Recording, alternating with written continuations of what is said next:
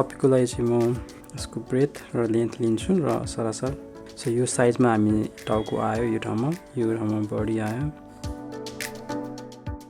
यो ठाउँमा नोज आयो।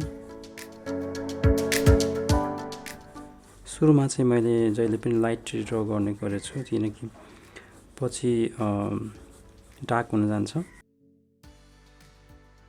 किनकि पछि हामीलाई इरेज गर्दाखेरि अथवा फोहोर देखिन सक्छ।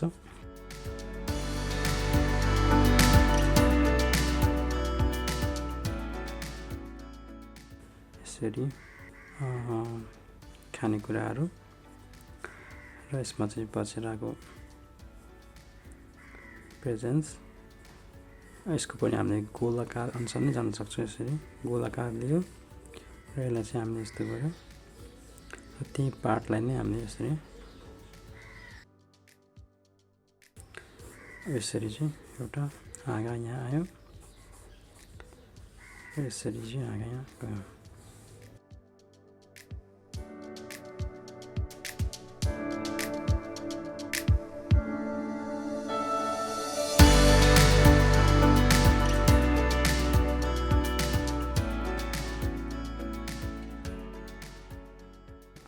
ड्रइङ एकदमै फाइन गर्नुपर्ने हुन्छ।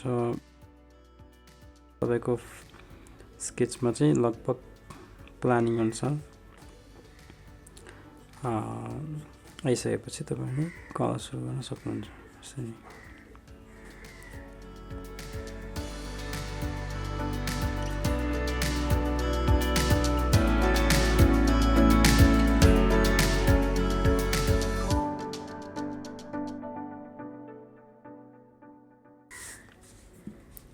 यसलाई हामीले चित्र अलिकति राम्रो देखोस् भन्नको लागि हामीले मास्किङ टेप युज गर्न सक्छौँ।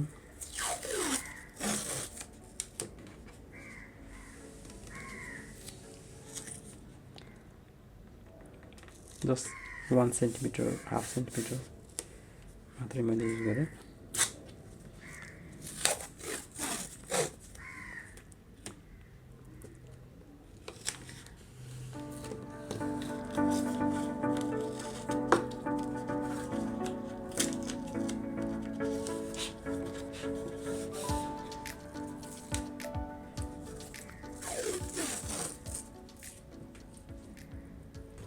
केही ब्रसहरू छ,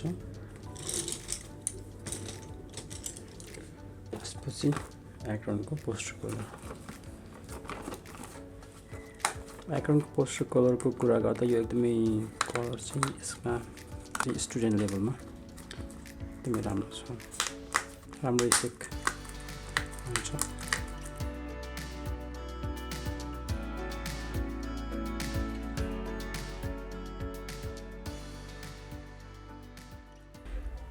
चरामाबाट सुरु गर्नु भन्दा पनि पहिला ब्याकग्राउन्डबाट सुरु गरौँ। ब्याकग्राउन्डमा वास गरौँ, हल्का वास गरिसकेपछि अब यसमा चाहिँ हल्का कलरहरू प्ले गरौँ। जस्तै अलिअलि वाइट कलर लिउँ, वाइट लिएर अलिकति यस्तो डल कलरहरू चाहिँ लगाउँ, अलिक सफ्ट कलरहरू जस्तै कि ब्लू,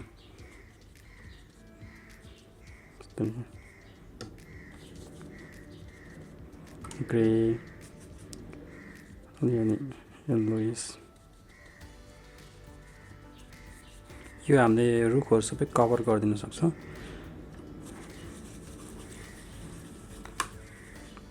यो वाइट कलर युज गर्नुको मतलब चाहिँ अलिक सफ्ट ब्याकग्राउन्ड चाहिँ अलिक सफ्ट राम्रो आओस् भनेर हो, किनकि ब्याकग्राउन्ड एकदमै तपाईँको डार्क भयो भने फोकस हुँदैन चित्रहरू चाहिँ, अनि राम्रो नदेखिन सक्छ। यस्तरी एकदमै सफ्ट खालको इफेक्टहरू ल्याउन सक्यो भने ब्याकग्राउन्डमा राम्रो हुन्छ।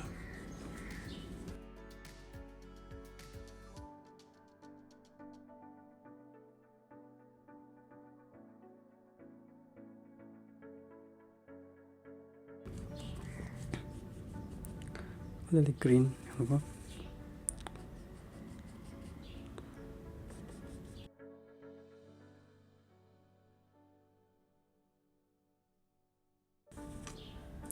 वार्म प्याचेसहरू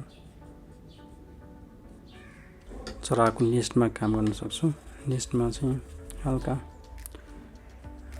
येलो कलर टाइपकोबाट सुरु गरौँ हैन, ब्राइट कलर यसरी नेस्टमा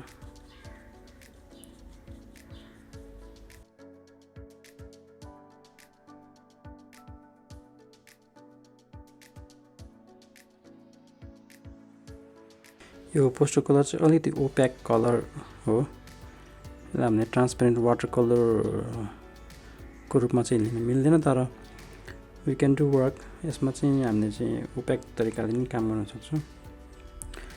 यसको आफ्नै ब्युटी छ हैन।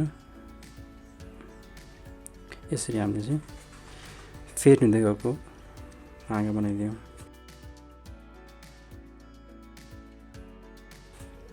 अब नजिकको हाँगा बनाउनु पर्दा यही सोबर कलरमा मैले मिसाइदिएँ। नजिकको हाँगाको लागि चाहिँ यो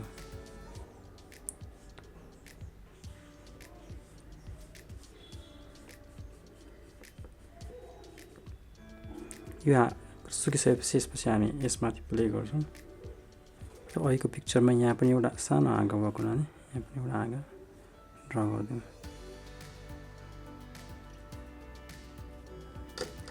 अहिले नै हामीले हाँगाको कलरहरू चाहिँ दिन मिल्छ। अलिकति ब्राइट येलो र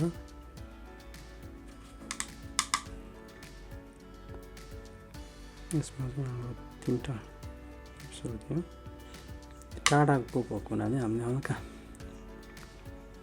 मात्रै दियौँ यसमा। चराहरूको पार्टमा काम गर्दाखेरि चाहिँ सुरुमा हामीले यो चराको रङ थाहा पाउनुपर्ने हुन्छ। यसमा चाहिँ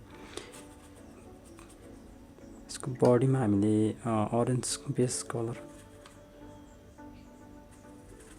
लगाउन सक्छौँ।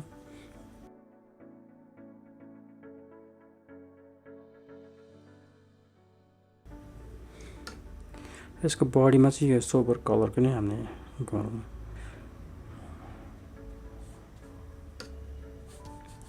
अहिले हामीले फ्ल्याट कलर नै लगाइदिउँ यसमा।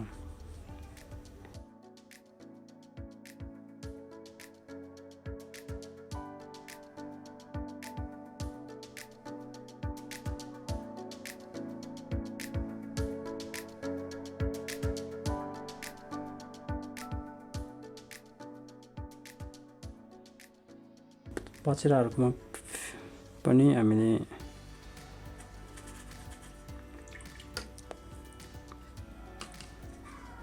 लाइट अरेन्ज बडीमा युज गर्न सक्छौँ। फरको रूपमा पनि जान सक्छौँ। फर जस्तो क्रिएट गरेर यो रेड क्रिम्सन रेड बिस्तारै अलिकति ब्लुइस जस्तो देख्ने गरेर यो कलर लगाइदिउँ। धेरै नै ब्लुइस भयो।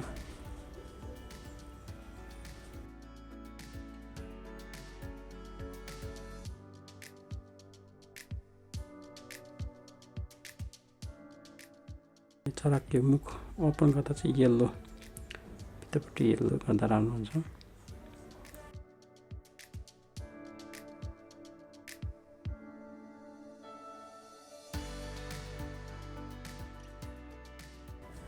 ओके, यो लगभग चराको पार्टहरू चाहिँ फर्स्ट कोट चाहिँ भयो।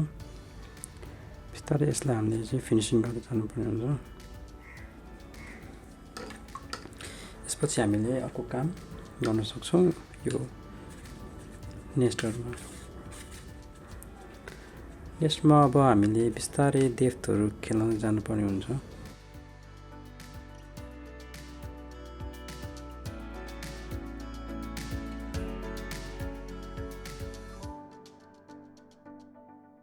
यो डाँठहरूको दाउराहरूको पार्टलाई हामीले बिस्तारै हामीले यसरी खेलाउँदै जान सक्छौँ।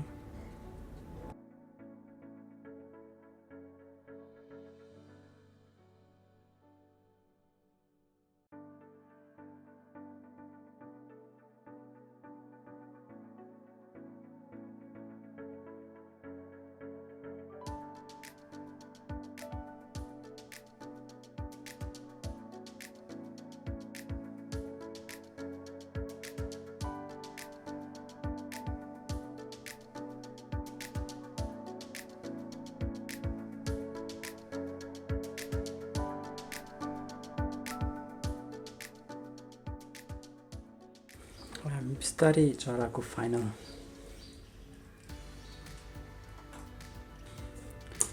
फिनिसिङतिर जान सक्छौँ।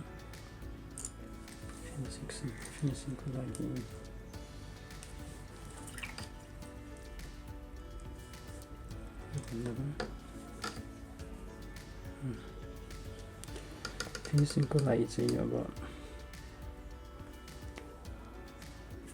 अलिकति कालो रङ एउटा लिउँ, थोरै त्यसमा ब्लू रेड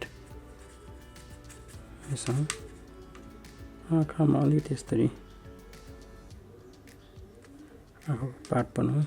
त्यसपछि यो पार्टमा यो बिगलाई यसरी छुट्याएर थोरै रेड यसमा लगाऊँ र बिस्तारै अब फिनिसिङ साथसाथै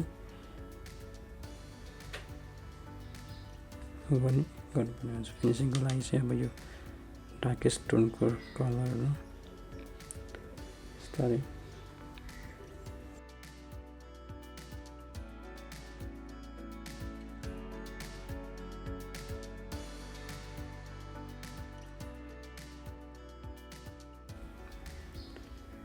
बिस्तारै यसको चाहिँ बडीमा चाहिँ फिनिसिङ पनि गर्ने, फरी इफेक्ट पनि क्रिएट गर्ने है। काम गरिसकेपछि लगभग बच्चा चरा चाहिँ भयो।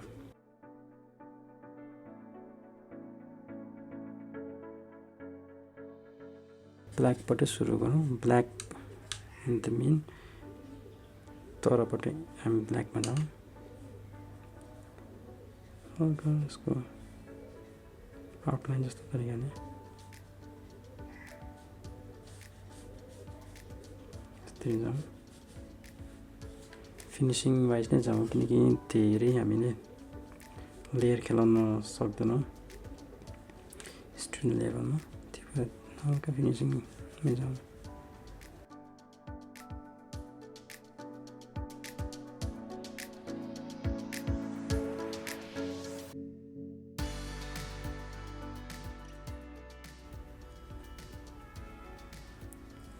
अनि हामी अलिअलि इफेक्टहरू क्रिएट गर्न सक्छौँ, लाइक फर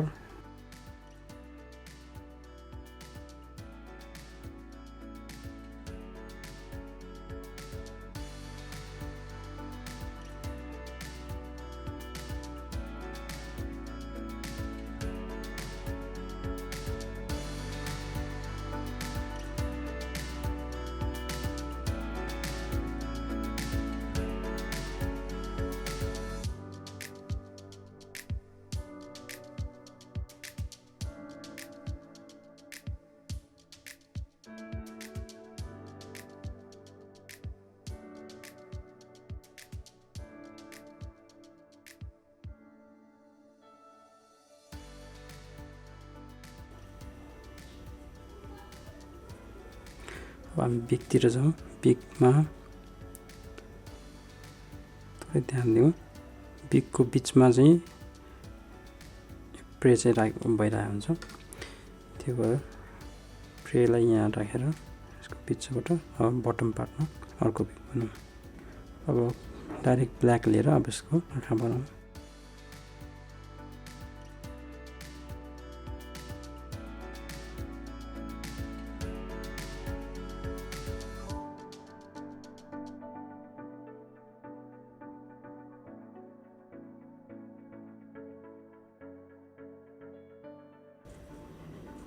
अब हामीले यो ठाउँमा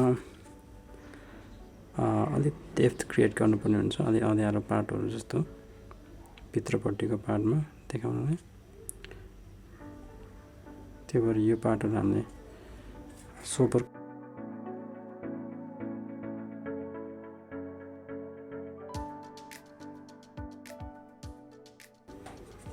क्रमशः यो पार्टहरूमा अब हामीले काम गर्न सक्छौँ।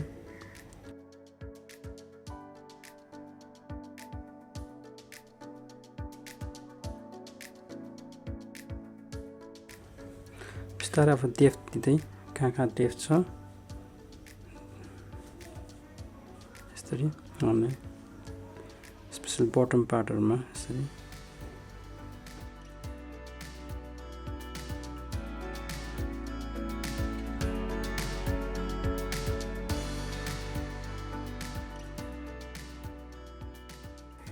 अब यो चित्रमा चाहिँ बाँकी पार्ट भनेको रुखको लागि चाहिँ अलिक डेप्थहरु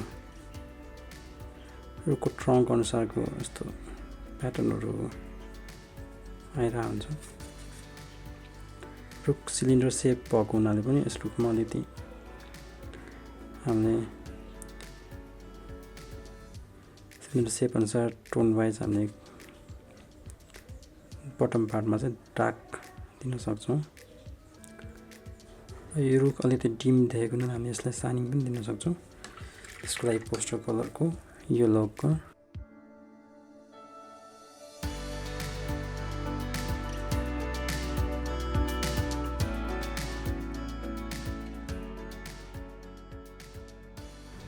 यो पातमा थोरै डिटेल्स दिउँ।